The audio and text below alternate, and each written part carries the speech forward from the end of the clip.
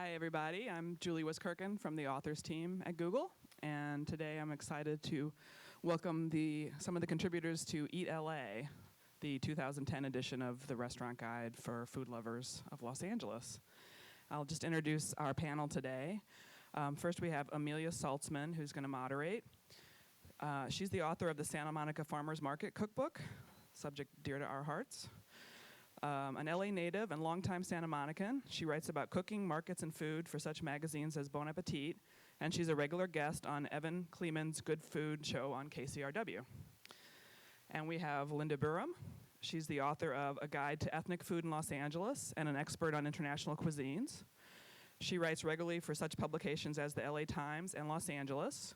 She lives in Santa Monica, but covers all of Southern California in her never-ending quest for that great little market or secret cafe. Then we have Miles Clements. He writes about food for the LA Times, the District Weekly, and others. He's a Long Beach area resident and native who also roams the South Bay, and indeed all of LA, for his blog, Eat Food With Me. And finally, we have Pat Saperstein. She's a savvy sleuth behind LA's best food blog, Eating LA. The South Pasadena resident is also a senior editor at Daily Variety, and in her spare time, she writes about restaurants for the Los Feliz Ledger and posts regularly on Chowhound. So please join me in welcoming our panelists.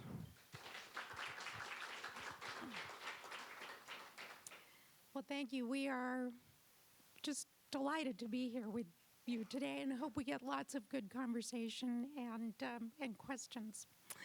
So the Eat Los Angeles project is the brainchild of Colleen Dunn Bates, who's out of town last day of the college trip with her younger daughter. I think some of you might have a few memories of that.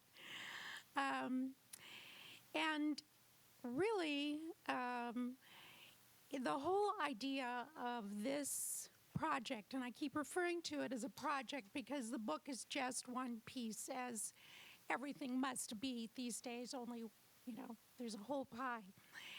And this really was designed to be a curated collection of really savvy food resources. You might call it the anti-red covered food guide. No corporate chains. I think there might be a couple of references to maybe Pete's Coffee, something like that. But, and not a popularity contest. Basically, Colleen came up with the idea that we all leapt into, with passion, which is we wanted a book that talked about our city, our county, that we would want to use, that we could really trust. So Colleen put together this team, of which we are four, to really write all about everything, well, every topic, food topic that you might want to know about, that we would want to know about. It's not exhaustive in the sense that it doesn't cover every single thing, just what we really like. So, and we're all food writers in the area. Some of us are even LA natives, so we bring that sort of hip backstory to a lot of the places that we suss out. Do any of you have the first edition, the last year's? So just so you know, you've gotten the new and improved. 250 additional resources, a couple of new chapters. One of my favorites is the chapter at the beginning of the book, Good Food Neighborhoods, that really gives you an idea of what a particular, almost like a micro scene has to offer. A particular swath of Ventura Boulevard in Studio City that for some reason seems to have an awful lot of Japanese restaurants, all the way to neighborhoods in your own backyard, Abbot Kinney, Sawtell, to field trips. I'm finding myself in Artesia. Where can I go? So that's the book. And of course, with it now comes eatla.com. And now the book is completely searchable on the website, which is really nice, and complete with Google Maps. And let's see, what else have we got? Oh, and it is, if you have a smartphone, it's, you can do it as there's a mobile version. And if you have an iPhone, right now, Eat Los Angeles is an app-like icon, not quite all the way to an app. And let's see. And of course, we now have a Facebook fan page, and you can follow us on Twitter. And the most recent news is that we are now going to be regulars on Off Ramp on KPCC. And I don't remember what time that airs because whoever listens to anything, write it exactly the time. Just TiVo or stream or whatever. So, but you can check that out. So, with that, I thought what we would do is each of us could talk a little bit about some of our latest favorites, discoveries, and so on. And then we could open it up to discussion and questions from you guys, unless there's anything in particular you want us to hit right off the bat. Anything? All right, so let's start with Pat. We'll work our way back up.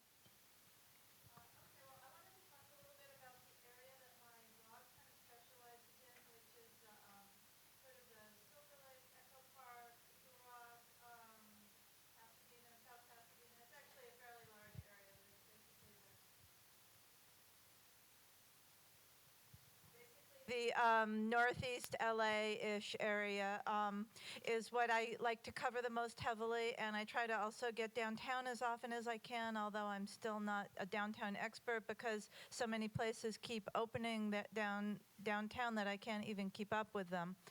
But a couple of the places that I would love to point out that have opened fairly recently are in Silver Lake. Forage is a great new place that has really fresh vegetables and wonderful baked goods and just really nicely cooked quiches and all different kinds of things. Well, it's on the website. I think it opened after the book came out.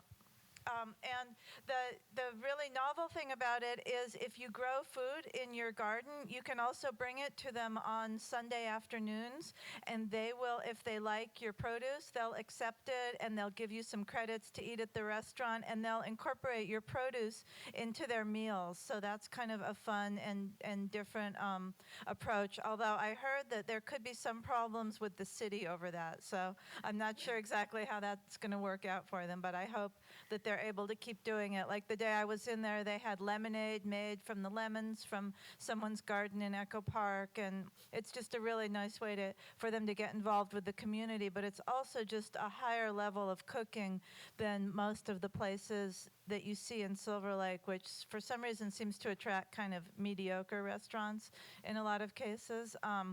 But I think, it's more like a tartine in San Francisco with just really great attention to the way they bake and the flavors that they bring out in the vegetables and everything. And it's just a small place that used to be a bakery. Bring your own wine, nothing fancy. Order at the counter, but just a really good example of kind of the new wave of places that pay a lot of attention to local ingredients, but also to making the food taste really good. So that's one place, Forage, and their website is foragela.com, and they have like a completely changing menu every day. So it's a really interesting place. And another place that I've really been liking lately is Cacao Mexicatessen in Eagle Rock.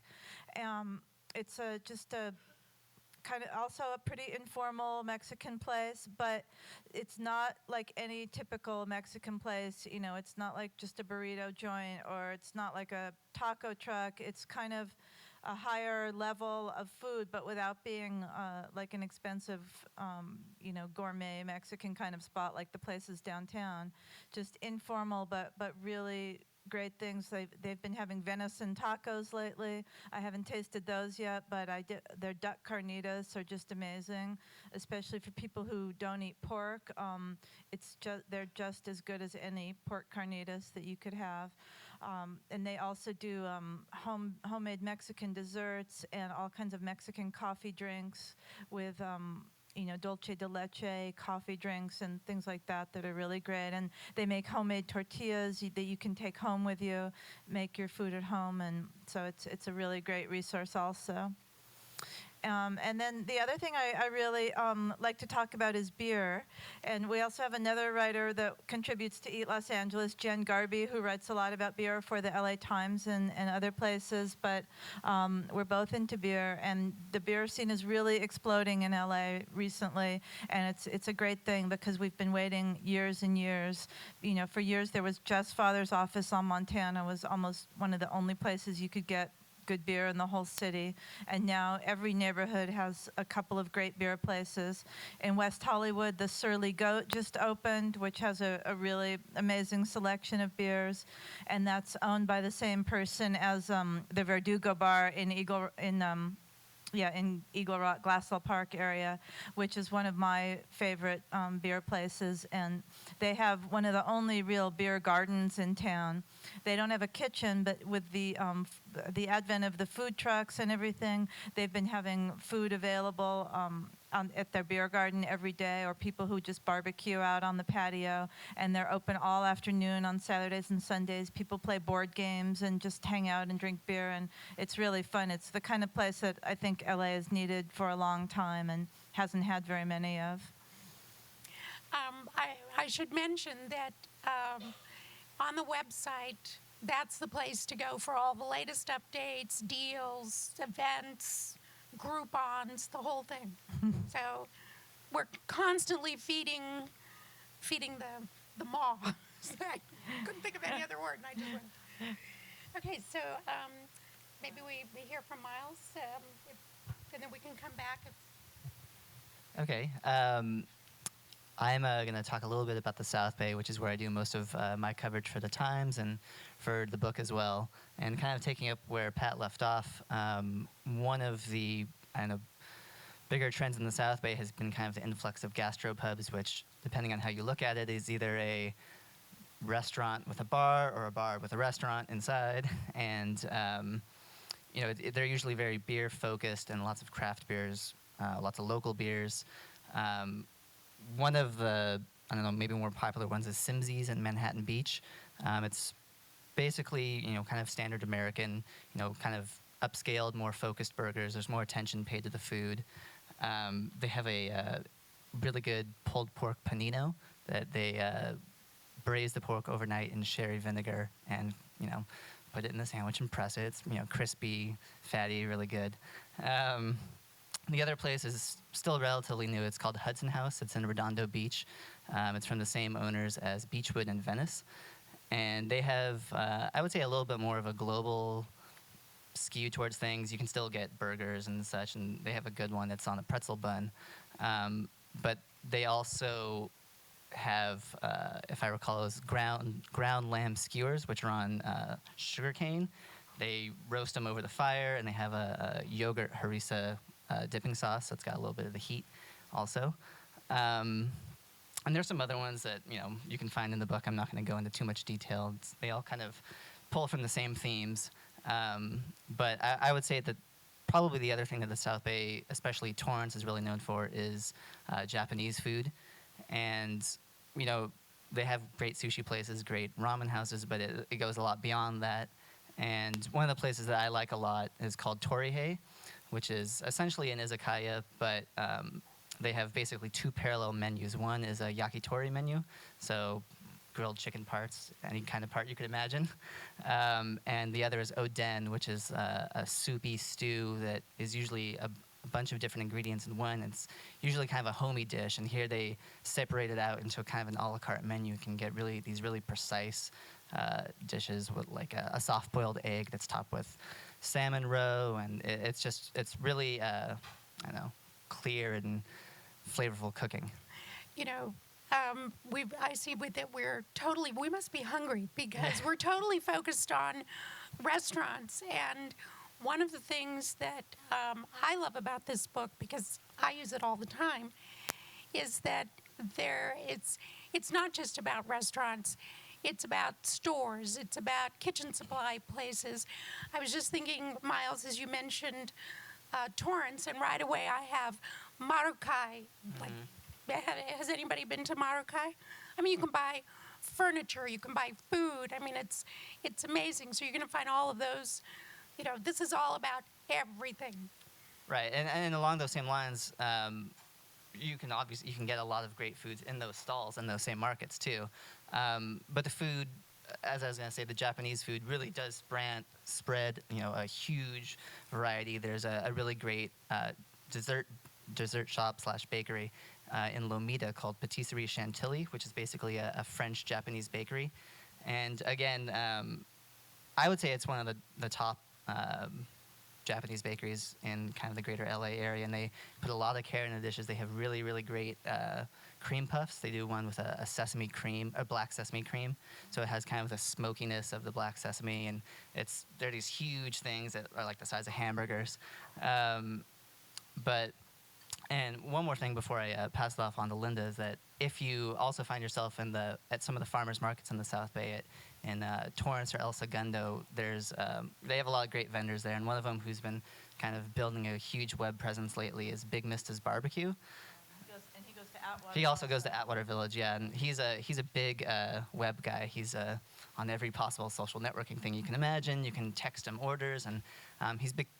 He doesn't really have a style of barbecue per se, even though he grew up in Texas. He's learned a lot from other people, but he's kind of become fairly well known for pig candy, which is basically bacon smoked with brown sugar and cayenne until it gets sweet and spicy. And Probably the best thing I've eaten in the last 2 months is just that one strip of $1 yeah, candy. So certainly the best dollar I've spent anyway. It's worth the trip if you guys can make it out there. Well, hi. I thought I'd concentrate on West LA a little bit since some of you are from here. And speaking of stores, we were just talking about J&T on Wilshire Boulevard. J&T Gourmet, it's about 10th Street on the north side. I'm sorry to tell you, I didn't bring, that's in the book, so you can look that one up. But you can also Google all these things, and I'm sure you'll find them. Topeka. Anyway, J&T's fun because they they cure their own hams, and they make their own hams. And they have like the two guys are from Hungary. Where are they? No, they're from Poland, sorry. They have all these Polish sausage hanging in the, and behind the butcher case. And then they have softer sausages in the case, but they make them all themselves, including the dry cured ones. Then over in the freezer, you find those dumplings and stews in, frozen. And then they have a fish case with some cured fish and butter from Europe. And, it's just kind of, if you do your own thing, unfortunately, they stopped making sandwiches, which is really sad. Is this on? Yes, I guess. So I made this little list of things that I found around LA, around West LA, that, because I thought, well, you guys are all here. I did a piece on izakaya about, 2 or 3 years ago, before everybody had one in their neighborhood. And they were kind of underground places at that time. I mean, very few people had even known the term, I suppose. But around here, along Sawtell, you can find, how many people are from this part of town that grew up here and know the area that well? Oh, good. Well, that means that the rest of you will benefit from this because you probably won't know them that well. But for Ribo, it started out as a fried chicken place in Gardena, and then they have branches in Tokyo, and all over Japan. But they do this wonderful fried chicken. They do wings. They do breasts, and they have funny names like the Jane and the Tarzan for different parts of the animal, which they deep fry. But more than that, it's a pub with all kinds of sake, all kinds of soju, and all kinds of little dishes. And you can, like all izakaya, they're just places where you can order a little of this and a little of that and drink and hang out. Izakayas are the Japanese gastropubs. Yeah, essentially. And speaking of that, Musha on Wilshire, Musha, is a more, what should we say, au courant type in that they do more global tidbits. They're still fairly Japanese, but they're a little more influence from other cultures. So that's a good place to know. Also, Wakasan on Westwood Boulevard, they do a little prefix. And it used to be $25 plus whatever liquor you bought, but now it went up to $35, I understand. And that's very, very purist Japanese, I would say. People come in, they spend the night, they buy their bottle of soju, but you can get individual glasses also. And they serve a multi-course dinner, which is about 10 courses. In this case, you don't choose your own like for Ribo and these other places, but you just go with what they have, and it's very light, very delicate food. It's enough by the time, if you're a hungry guy, you won't starve. But it's very refined kind of food, and it's interesting that you get this progression of courses. And then Sasaya on Santa Monica Boulevard, kind of near Sawtell, it's more of a raucous, down-home, salaryman type place with crab cakes and little dishes of pork belly and all kinds of vegetable dishes and small plates. Once again, you can have, I think they for sure have beer, wine, soju, and maybe hard liquor, but I don't remember that, if you'll pardon me. I think we need to Wrap it up. I think we need to save the rest for the next piece. I just want to say that how many of you have been down on Sawtell Avenue? Yeah, well, then. Most of you who haven't gone, it's a real field trip because it's lined with all kinds of Japanese places, from tofu specialists to places like Blue Marlin, which is crossover food, and of course Hide Sushi is famous. Okay. Do you know that Los Angeles has historically the LA area, 4 Japanese enclaves. There's Little Tokyo downtown. There's Sawtell, that's the Sawtell area. There's Torrance. And there's also, I guess what I guess would be called East Hollywood, sort of. It's not like by Virgil and Melrose, that area. I think there's a lot of Latinos there now, but in the 50s and then before the internment of Japanese Americans during World War II, that area was very important. It was called Little Tokyo West.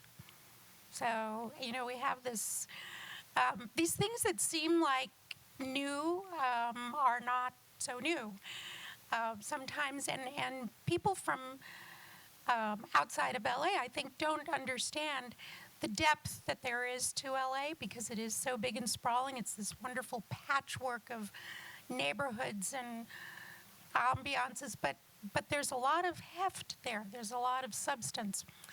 Well, the Japanese used to do, I'm going to cut in here, they were big in agriculture right in the city. So that's why we have Sawtell. They used to do floral gardens. There were bean fields, celery fields. And that's why we had... And strawberries. Yeah, and then also the workers, there would be these hotels that were just for men, because the men used to come over from Japan and work the fields that their friends owned, and relatives and friends. It was just like a little network, and the hotels eventually turned into what Sawtell is today with the places to eat. But it was like boarding houses in those days. That was the pre-war. And then after the war and people got out of the internment camps, they came back there because there was a Buddhist temple, there were churches, there were places that people who had lost everything could, at least get a bed. And then eventually they evolved into, getting their lives back together. Well, I thought that I would just tell you what I found at the market this week and what's coming. I did a little scouting. Right now, how many of you shop at farmers markets? Ooh, nice. How many shop at Santa Monica, any one of the Santa Monica markets? Okay, throw out some names of other markets that you go to. Hollywood, Venice. Did somebody say Venice? Oh, I love that market. West LA, the one oh, okay. Oh, okay. Okay. Anybody go to the Mar Vista market or Playa Vista? Yeah. Okay, great. Anyway, what I found this week, purple sprouting broccoli. Has anybody tried that? It is amazing, and I have a story about that because I helped Alex Weiser get the seed for that, and just so you know, we got it through with the help of Jamie Oliver. It's very nutty. There's nothing new about purple vegetables. Those have been around for a really long time. Purple asparagus is really big right now from the Zuckermans. There's one farmer who comes just briefly. Most of the farmers at local certified farmers markets are really from within anywhere from 10 to 150 miles, some of them maybe a couple of 100 miles. But occasionally, those are the regular farmers. But even in this sprawling community of LA, there are a few farmers that come just for very brief time from farther away. So Zuckerman's comes from the Sacramento Delta, and they have amazing asparagus, including purple asparagus, which is super sweet, and has been around. Chefs have been writing about it for 130 years in Los Angeles. So it's definitely not new. It's a lot older than that. What else did I see? Oh, next week, lilacs are coming, if you like flowers. And in 2 weeks, we're going to start seeing early cherries. So be on the lookout for that. What else did I spot? Oh, my big find this week, French leeks from Windrose Farms. The leeks the white part is probably maybe 12 to 18 inches, just snowy white and tender. You can even use some of the darker green part. And what I did was I just sauteed them like really sweetly, low heat. And I threw in some English peas, which are amazing right now, and some fresh mint. Everything green is incredible right now. And it was so good. And then I had a farmer's market egg on top with a little ricotta cheese. It was really awesome. The other thing that is coming are Galante strawberries. There is one farmer who grows Galantes, Jerry Rudas, and he's at the Santa Monica market on Wednesdays. And there's an interesting story to that, but I'm not going to take your time with that now. So you'll have to read that story in my book if you have my book. So any questions? Because I actually have a couple of questions for the panel. So yes.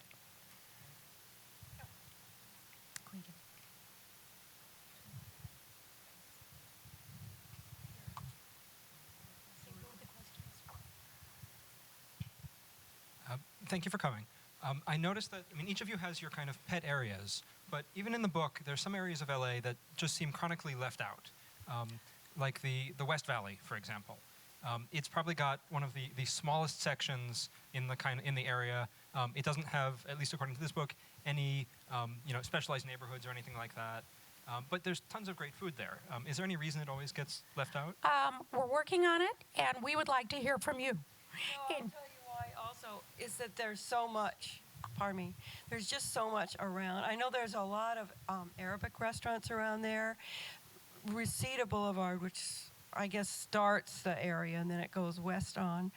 And there's heaps of Indian, especially in Northridge, and you have the giant Korean market out there in Northridge called, you know the name? Galleria. And then they have a little food court, and we know it's there, but it's just when you're doing the book, it's so overwhelming, and we go, well, what's the most important thing to put in? So we'll start thinking more about that. I think the Galleria is out there. But you know, once you have one Korean market, even though there's 20 big supermarkets, in a book like this, one serves the purpose. Because you can, you know, if you have to pick one or two, that's all you get. I think we kind of look to you to tell us which one is the, you know, of the 20, which are the 2 or 3 that we should go to, and which are the few we should avoid. So what we would love to hear from you. Anybody, in fact, I mean, you generally, we're looking for hot tips and interest. So definitely communicate via the website. We're taking notes. So I got West Valley. Any other? Yes.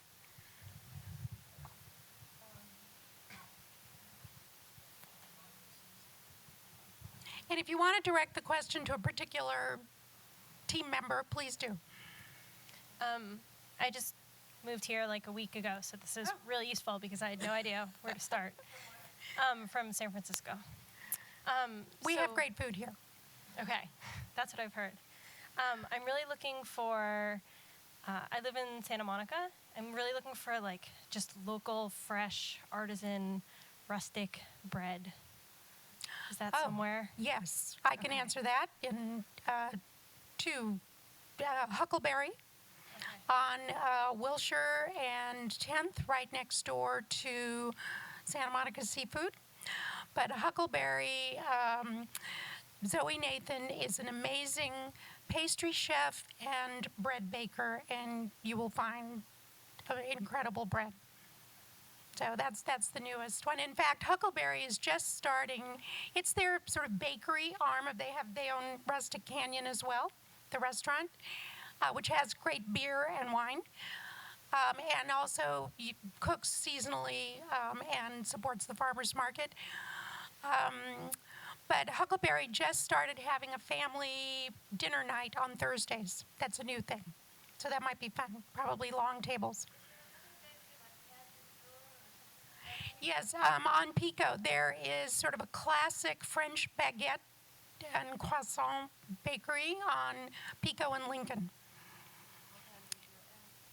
You know, Bay City's Italian has good bread for sandwiches. You know, all these have their own style, and they bring it in 3 times a day. It's still warm when you buy it.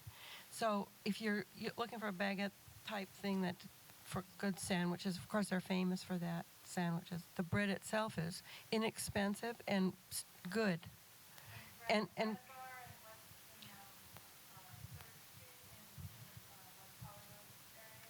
Right.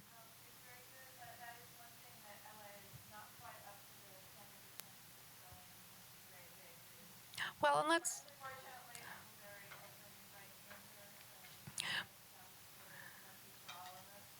Well, and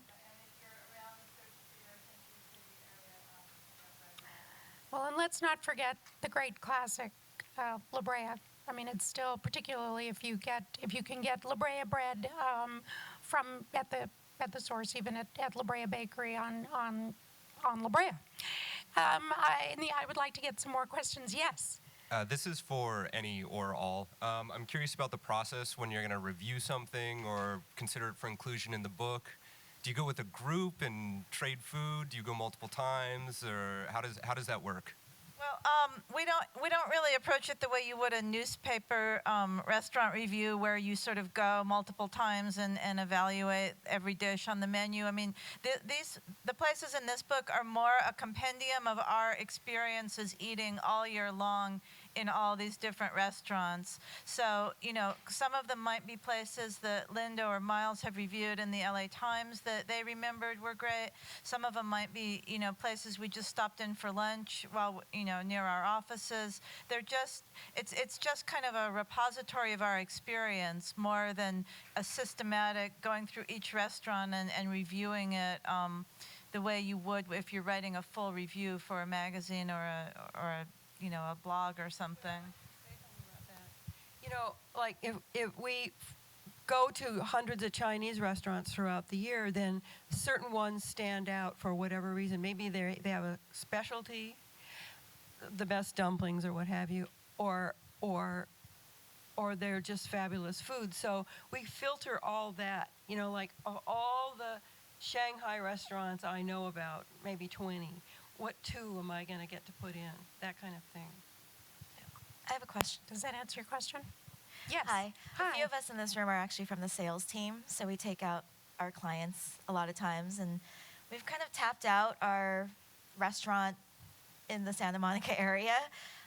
We have an event coming up that will probably have about 25 clients. Do you have a recommendation in the, preferably in the Santa Monica area, for 25 people, pretty private dining? Have you been to Fig? We have been there for lunch for a smaller group. I just wasn't sure if they can accommodate a larger group. I would think that they could, Okay. and they're certainly doing a lot of interesting events. I'm trying to think. Wilshire was Don't say Wilshire. We love the Wilshire, but we okay. go there all the time. We're just okay. That's on our list. Yeah, if the second floor would be great for 25 people, I think. Yes, Okay. that was Tasting Kitchen on Abbot Kinney. Any others? Was that Yeah, that's a pretty good list. okay? Thank you. Any other questions in the back? Hi. Some of us are just interested in a good burger. And living on the west side, I've been to Apple Pan, The Counter, and Father's Office. And I don't know what comes after that. Can you guys give Oh, I would say umami burger.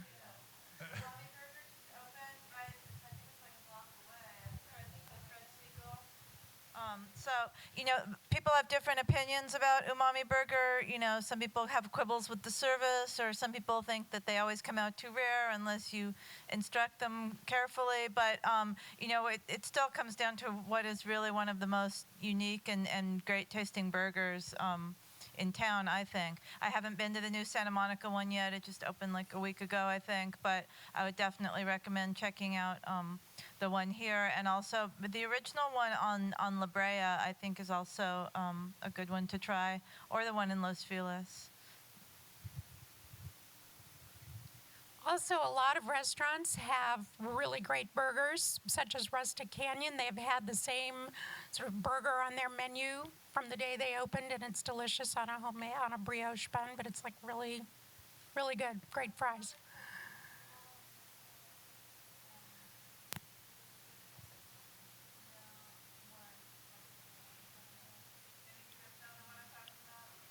Thank you.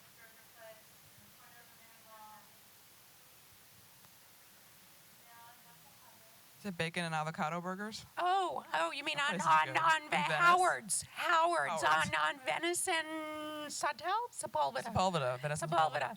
Yes. Palms. Any other questions?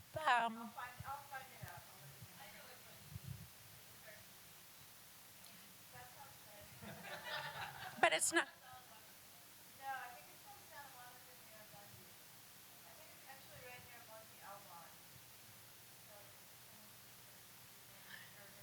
Yeah. Yeah, we're having a moment. Okay. Oh, back here and then up in the.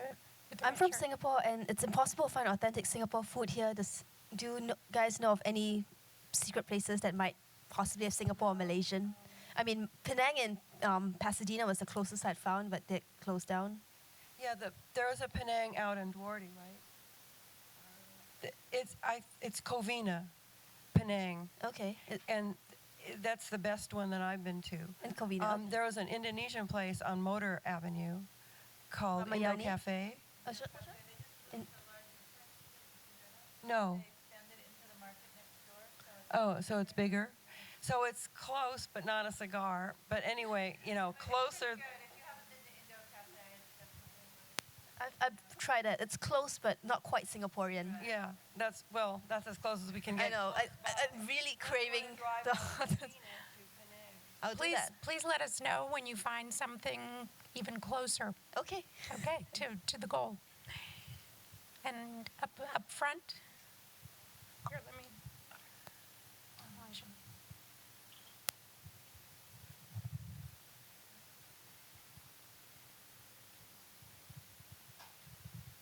Do you know of any good places, particularly in the Glendale area, that's like a cafe that has good salads and dessert?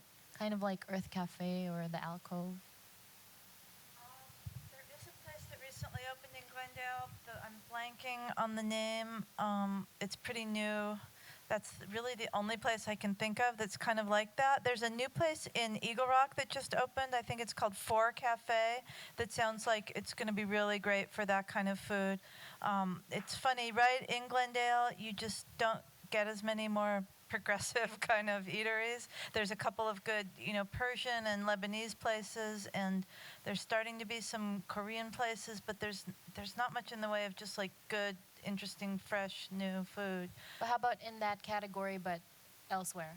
Yeah, so check out the new Four Cafe in Eagle Rock. I haven't actually been there yet, but I have great hopes for it. And then Forage in Silver Lake, like I mentioned, and I'm trying to think of another one vaguely in that area. I'll see if I can. Culver City has a bunch of new lunch places. I can't remember all of them. There's like Chop Chop, and they're all kind of like salad and lunch based. That might be a good fit. Maybe one last question.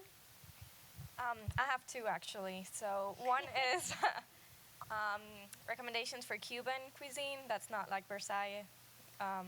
And the other one's for Peruvian food, but that's not Chinese influence like Mario's and that kind of thing, but rather traditional Peruvian. Well, yeah, and also, have you been down to, what's it called, Mochica? No. It is actually Asian influence, but they don't have so much the stir fries and the noodles, but it's this is what you should do for Peruvian, is go to the Mochica, which is in a market called La Paloma Market, and it's on the web all over, so it's easy for you to find. It's by USC, and they are open at night, I discovered, at least, if not every night, Thursday, Friday, Saturday. They started out being only open during the day and closing at 6 because the whole La Paloma complex was open till 6 only, but now they have extended their hours, which is fabulous. And Puro Sabor in the valley is also a good Peruvian, but it's more traditional. This one that I'm recommending, Mochica, is more progressive. Still, it has all the elements, wonderful raw fish dishes, or if you call them raw, marinated, and just it's pretty creative. Still. Excellent ceviche, and then some sort of more modern inspired dishes as well. Everything's very light, not like very heavy, greasy. Well, the guy who owns it was the chef for a long time at Sai Sai in the Biltmore downtown, and he's from Peru, and now he's working at a sushi bar to keep this thing going. Hopefully, we're all hoping that he'll open a regular restaurant, if you will. But you can get down there, and it's just wonderful. Cool, thank you. And Puro Sabor is not bad either. In Cuban, I don't know. I went to El Colmao the other day, which is a very old school kind of Cuban coffee shop. It was kind of fun, but I don't know if I would really recommend it as like the best Cuban. It's not that different from Versailles, but just a different menu, but also really, really old school. So I don't know about like newer Cuban food. Yeah, I just did this. It's not even in the paper yet, but I'll tell you anyway. It's called Casa Don Rolando in North Hills, and it's fairly formal. The guy used to cook at Madre, and it's a little more refined than a lot of Cuban places. There's also, you should. I'll talk to you afterwards because it's so hard to keep all these things in your head, but I know about 20 good places. And there's always Porto's, which is actually a bakery, and it's very famous by now. But I do know a lot of them. I just can't think of it off the top of my head. Thanks.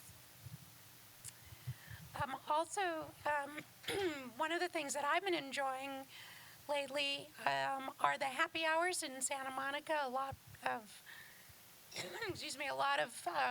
Shangri-La. Have you been to the newly redone Shangri-La and to their happy hour? It's really nice, huh? And the Yard. Have you been to the Yard on Broadway and 2nd? Mm-hmm. Yeah, probably a good burger there. Fish tacos, very nice. Nice beers. So that a lot of that is happening around Santa Monica these days, but I think it's almost 1 o'clock. So we're happy to sit here and keep chatting, but I know you have to get back to work. I could, if there is time, I would ask the panel what they think is sort of in the trends of or fads of food. What is peaking and what might be next? Not to put you on the spot or anything. Food trucks, yeah, we were the first. And I'll just talk about trucks for a second because we haven't really touched on that. But I think that food trucks have actually been a great trend for the city because it's brought a lot, sort of more community and a feeling of something really happening to the city. And it's been great for places like I mentioned, like bars like the Verdugo or the new Eagle Rock Brewery, which weren't able to have kitchens before. They can just have a truck pull up, they can feed their customers, and it really works for everyone. As also where I work on Wilshire and Fairfax, we just had the crappiest selection of restaurants ever, and now we have like 6 or 8 different trucks every day to choose from, so it's really been an improvement. But that said, it is still very faddish, and there's supposedly 60 or 70 of them operating right now, and I'm thinking a year from now, I'll be surprised if there's like 40 that really stay successful, because I'm sure there'll be a huge shakeout in those. It's just like restaurants, some are good and some just aren't very good at all. This is not, when you're talking about what's the newest, hottest, sometimes old things that have been around for a long time surface. For example, you're seeing a lot more widespread Southern Indian and Gujarati Indian, that is to say purely vegetarian, where they have the dosa type things. What are those steamed? Uttapam, those are the pancakes. Anyway, they have all sorts of breads and baked and steamed bread items with curries that go with it. So look, there's a place called Annapurna on Venice. There's, let me see, I even wrote a little, Bulwachi and Samosa House East. Whereas we only used to have tandoori. Now people are branching out to more regional type Indian foods, and I think, though it's been there 1,000 years, now it's being discovered by everybody who even isn't Indian. So, I have a feeling I'm seeing people going back to work, so I think we need to stop. But this has been an awful lot of fun. Thank you so much.